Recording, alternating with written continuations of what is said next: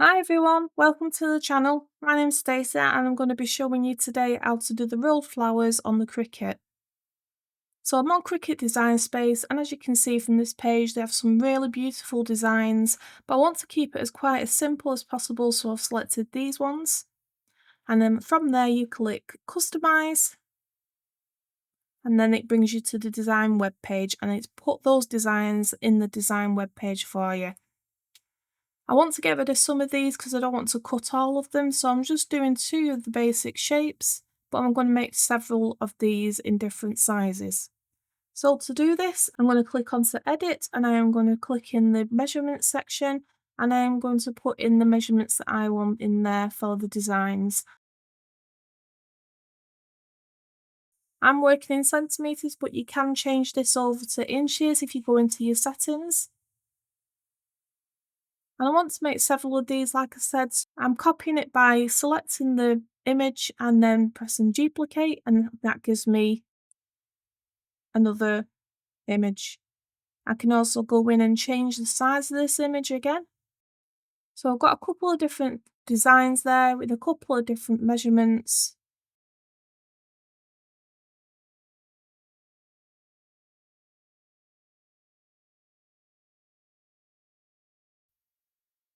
What we need to do now is change them all to the same colour, so that it cuts all of them on one mat rather than it doing over 2 separate projects. This way it can all be done in one go rather than having to go from one mat to another. So just changing them all there to blue. Then at the top right hand corner we need to click on Make. From there we can go to the next page, which tells you how much room you need, but I want it on a mat. So I'm selecting that and I'm clicking that it's going to be cutting on a mat. That then shows you the visual pattern of the mat that you're going to be putting it on. I'm going to be using the top left hand corner. I'm using this beautiful pastel card, which I'm just placing on the sticky mats. This is a light grip mat, and I'm just pressing that down firmly and using a brayer just to smooth out any edges, any air bubbles, and also make sure that them sides and edges are stuck down. Once I've done that, I go on to the next page, and this shows you where they're actually going to be cut on the mat. This is the part where you need to make sure that everything falls in where you have placed that piece of card.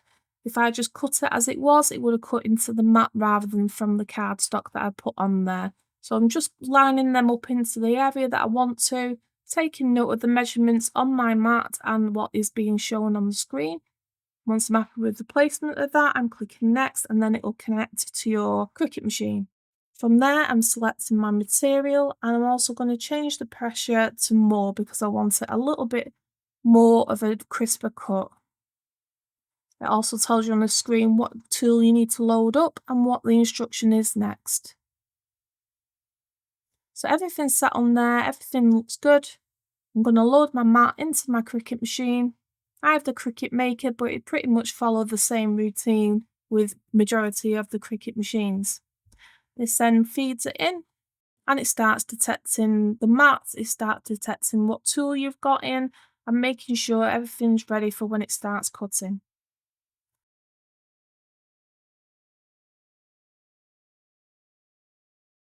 So in the top right hand corner you can see the screen recording of me doing this mat, and then obviously you can see the Cricut machine there that is actually going to start pulling that mat in and start cutting that into the flower shapes that we've designed.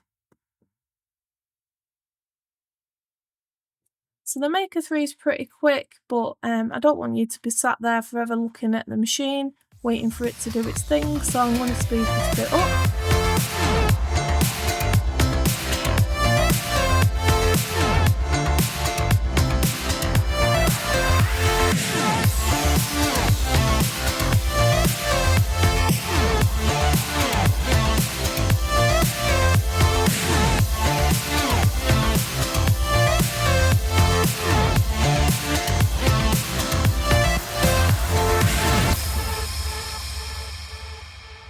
Once Cricut has finished cutting it, it spits it out nicely, and all my designs are there nicely cut onto the piece of card.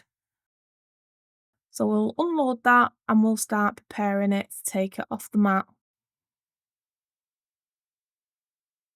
I like using this little knife pen or a craft pen just to cut away the middle bit so that when you pull the cardstock off the mat, it's not leaving a great big trail of all the middle bits of this rose or this flower that we've cut. It just helps it pull away a lot easier and that prevents you from tearing it. It'll show you what I mean on this bit. So as I pull it away, it comes away nicely there. But on the last one on the top right hand corner, that's not cut through, so it starts spiraling the cut. So if you can use a little knife or a little craft knife to cut across the middle bit, it'll just make your job a lot easier. Then I'm using my weeding tool and very carefully taking out the middle sections of these flowers. This is a bit that's going to be discarded, it's not part of the actual card, and I need to do this with all 5 of these.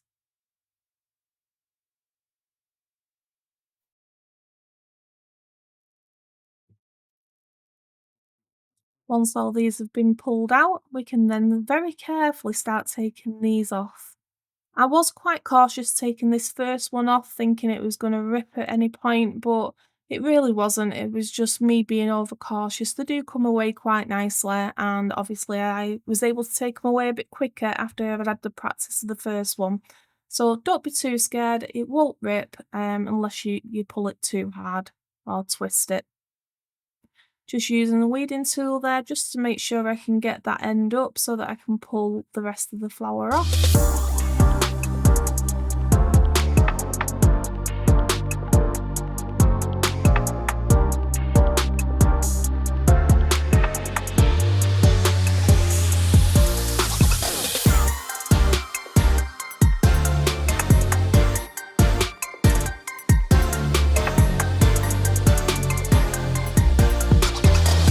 Once they're all nice and neatly pulled off, it's time to start rolling.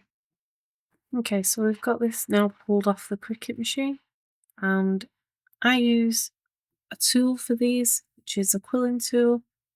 You can use tweezers. These are the ones that are reverse grip, so you can squeeze them and it opens and you let go of them and they close. So first of all, I'm just going round it to sort of loosen the cardboard, sort of make it a little bit more softer.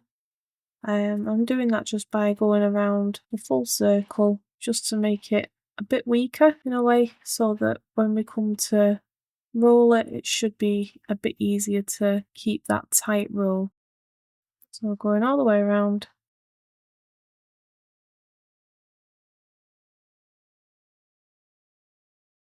And then this bit in the middle is the last bit that you roll.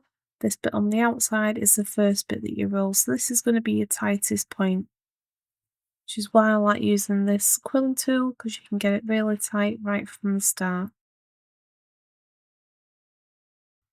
And as you're rolling this, basically what you're doing is just making sure that you're following that line all the way around so that it doesn't come too far down or out of shape. If you feel like the cardboard is a bit stiff, you can always give it a squeeze. I'm still testing out different cardboards and papers for this type of craft. This one is, I believe, a 60 GSM, which I thought would be thin enough, but maybe a bit of a thinner paper again would be better.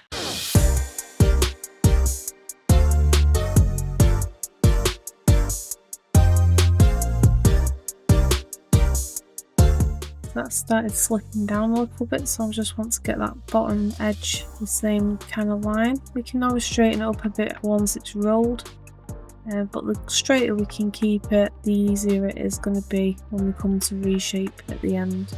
I'm working with very small flowers on this one. Normally I'll be doing these flowers a lot bigger.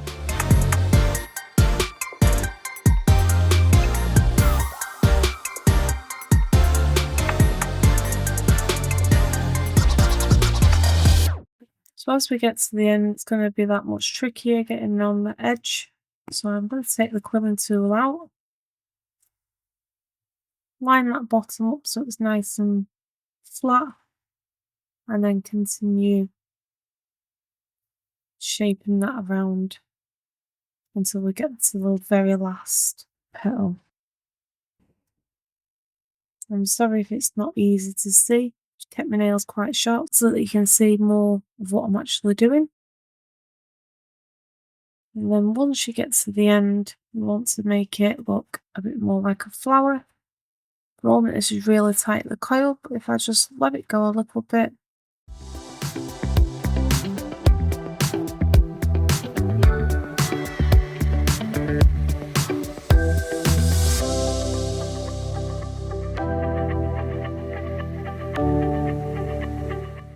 you can either keep pulsing it like this, or you can actually put it on the table and let it do its own thing.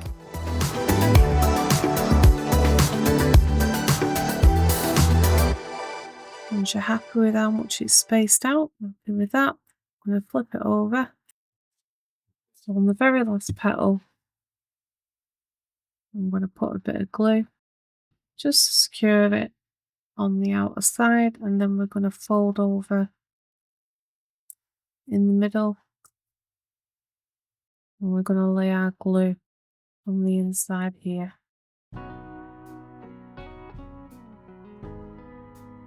You can use hot glue, you can use tacky glue, PVA glue, whatever glue suits you.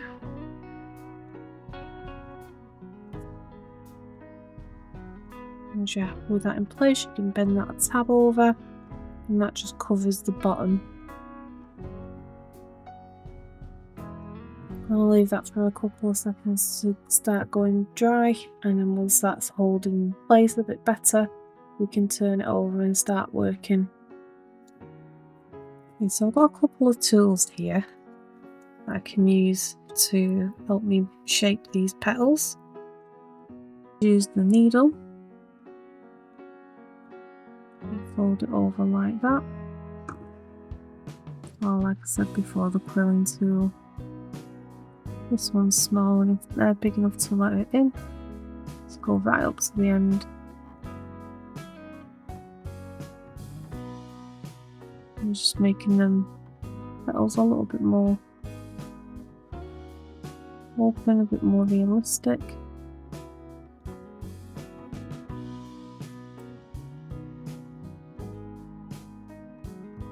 I'm after getting right at the tip.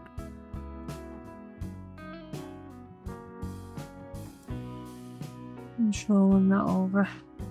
These are very small flowers, so it might work for some of the flowers, might not work for the smaller flowers, but this will definitely work for anything bigger than this. If I can do it with a flower this small, it can be done on a bigger flower. So you just have to open all these up, so basically going all the way around, just opening those petals up.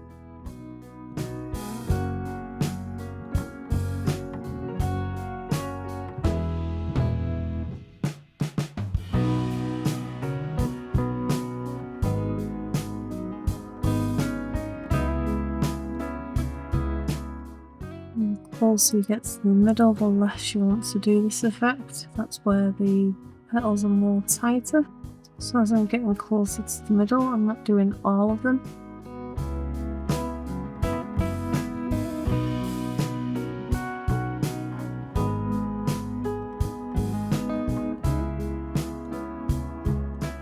And as you get to the middle, you can always use your fingers just to bend them back a little bit. The closer you get to the middle, the harder it will be to twirl it out like that.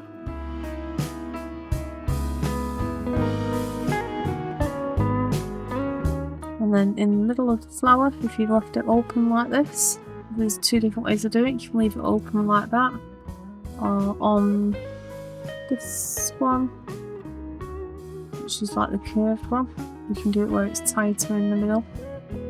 But the reason why I've left this one open is because I'm going to be putting a gem in the middle. I'll show you again with this one, which is more of a rounded petal. I'm doing exactly the same thing, where the outer petals are definitely bigger and more out. And as we go around, this will open the ones up on the next layer. We'll start at the top, and then as I twirl it down, let it just fall off the end, which just makes it a bit more rounded. The more you do this, the quicker you'll get at doing it.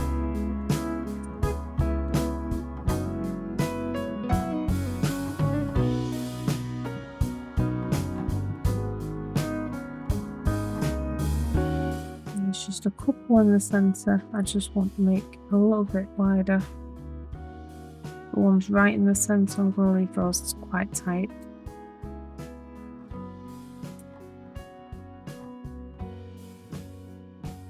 There we go. So you can do the different flowers.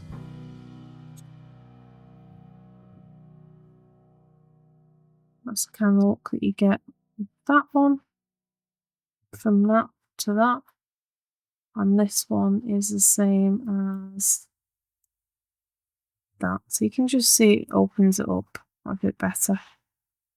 So I'm going to do the rest.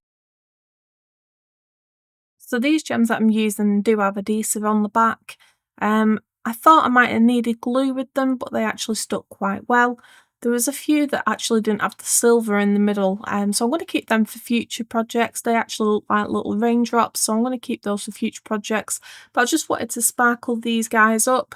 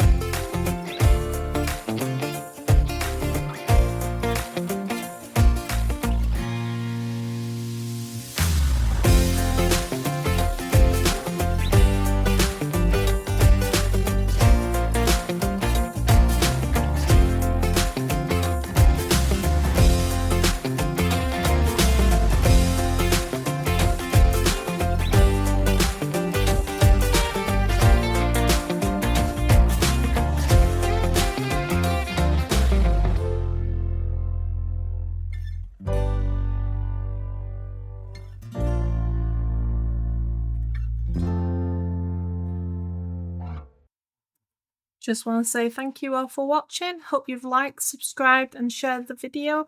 Thanks if you're joining me on the premiere of this video. Your support is really appreciated. And I will see you on the next video, guys. Bye!